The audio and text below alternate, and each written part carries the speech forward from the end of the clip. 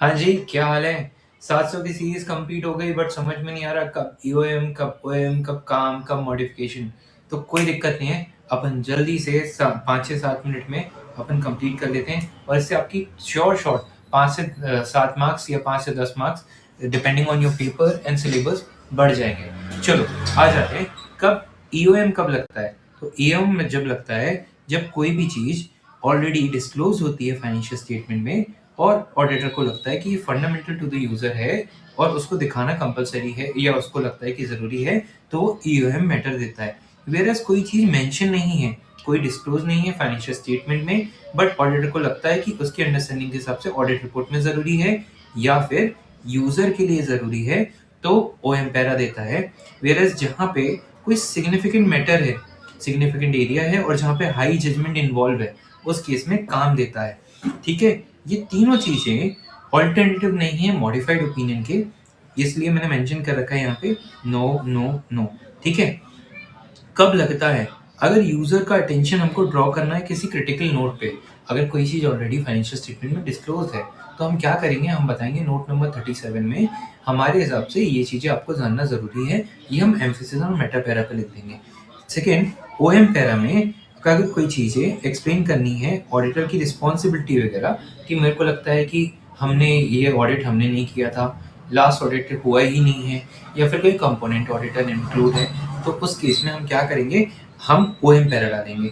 अगर कोई कॉम्प्लेक्सिटी है और जो हमें कम्युनिकेट करनी है या कोई रिस्क है जो हमें कम्युनिकेट करना है, वो हम काम में करेंगे। मॉडिफाइड क्या है? अगर मटेरियल मिसस्टेटमेंट है या sufficient and appropriate audit evidence नहीं मिला या ऑडिटर का स्कोप ही लिमिट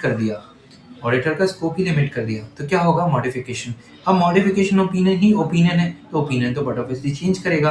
तो कब यूज होगा, मैंने अभी बताया ना, अगर कोई मटेरियल में स्टेटमेंट है, sufficient and appropriate audit evidence नहीं मिला या स्कोप ऑफ लिमिटेशन आ गया। ठीक है, अब आते हैं सेकंड पार्ट पे। होप सबको फर्स्ट पार्ट क्लियर होगा। अब अपन आते हैं सेकंड पार्ट, जो कि एमसीक्यू और बेसिक डिस्क्रिप्टिव क्वेश्चंस में आंसर फाइंडिंग के लिए इंपॉर्टेंट है। जब हमें कब ईओएम, ओएम, काम और मॉडिफाइड ओपिनियन देना है, कब रिक्वायर्ड है, आते हैं। अगर अपन देखते हैं 570 में गोइंग कंसर्न में, अगर मटेरियल अनसर्टेनिटी है और डिस्क्लोज्ड है, तो क्या होगा, हमें ईओएम पैरा मेंशन करना, और अगर डिस्क्लोज नहीं है तो हम क्या करेंगे, मॉडिफाई कर देंगे ओपिनियन को। वेयर यह सब्सिक्वेंट इवेंट है, सब्सिक्वेंट इवेंट डिस्क्लोज है और हमारे हिसाब से यूजर ऑफ फाइनेंशियल स्टेटमेंट को बताना जरूरी है, तो हम ईओएम डालेंगे। अगर फाइनेंशियल स्टेटमेंट हमारी रिवाइज होती है तो हम ओएम देंगे, और समटाइम्स अगर काम की जरूरत है और कॉम्प्लेक्सिटी है तो हम उस समय काम मेंशन करेंगे। वेयर अगर कोई चीज़ डिस्क्लोज नहीं है तो हम क्या करेंगे, अपना ओपिनियन मॉडिफाई कर देंगे।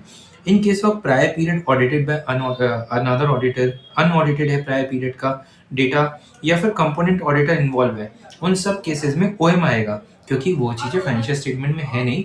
सेकंड चीज़, हमको लग रहा है कि अंडरस्टैंडिंग ऑफ द यूजर बढ़ाएगी कि लास्ट टाइम हमने ऑडिट नहीं किया, या हमारे तरफ से ये बताना ज़रूरी है कि हमारा फाइनेंशियल स्टेटमेंट ऑडिटेड नहीं था, तो उन सब चीज़ों के लिए ओ एम पैरा मेंशन करेंगे। काम नहीं आएगा और कहीं पे भी अनमॉडिफाइड नहीं हो रहा, क्योंकि ऑलरेडी ओपिनियन दे दिया है या फिर कोई अनदर ऑडिटर इन्वॉल्व है।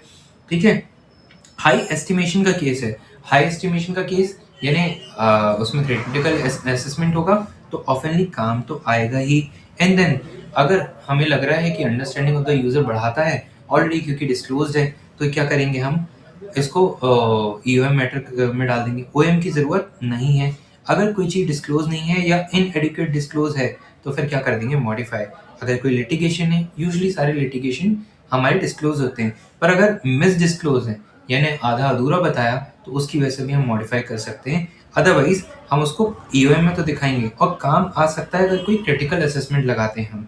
फिर अगर कोई फंडामेंटल मैटर है जो अंडरस्टैंडिंग के लिए ज़रूरी है, इंपॉर्टेंट मैटर है और अंडरस्टैंडिंग के लिए ज़रूरी है, तो क्या करेंगे, अगर सिग्निफिकेंट है तो काम डाल देंगे, अगर सिग्निफिकेंट नहीं है और सिर्फ अंडरस्टैंडिंग के लिए ज़रूरी है तो ईओएम पैरा डाल देंगे। क्या उससे कोई मॉडिफिकेशन होगा? नहीं।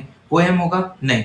फिर अगर हम रिस्ट्रिक्ट कर रहे हैं या अपनी रिस्पॉन्सिबिलिटी बता रहे हैं, तो ओएम आएगा। अभी हमने पढ़ा था ना कि अगर हमें अपनी रिस्पॉन्सिबिलिटी बतानी है, उसके लिए भी हम यूज़ कर सकते हैं अपना ओएम पैरा। देन अगर फाइनेंशियल स्टेटमेंट मटेरियली मिसस्टेटेड है, अगर मटेरियल मिसस्टेटेड है तो ईओएम ओएम या फिर काम जो है वो किसी भी तरीके का ओपिनियन चेंज नहीं करता, ओपिनियन का ऑल्टरनेटिव नहीं है, तो हम सीधे क्या करेंगे, मॉडिफाइड ओपिनियन दे देंगे, क्वालिफाइड या फिर adverse. Whereas sufficient and appropriate audit evidence नहीं मिला तो हम भी उस केस में मॉडिफाइड ओपिनियन दे देंगे।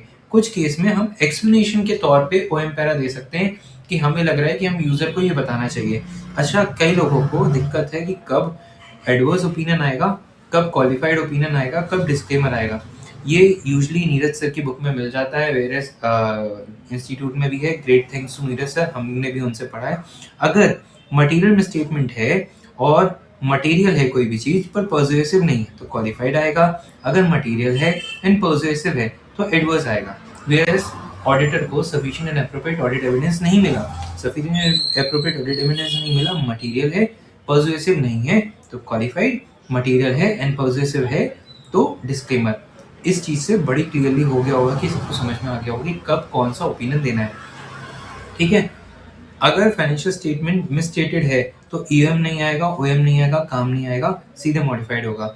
अनसर्टेनिटी एग्जिस्ट करती है, किसका, 570 अभी पढ़ के आए थे ना अपन, 570 तो ईएम तो आएगा, ओएम कई बार कई समय पे आ सकता है, काम आ सकता है, और अगर डिस्क्लोज नहीं है प्रॉपर्ली तो क्या करेंगे, मॉडिफिकेशन कर देंगे।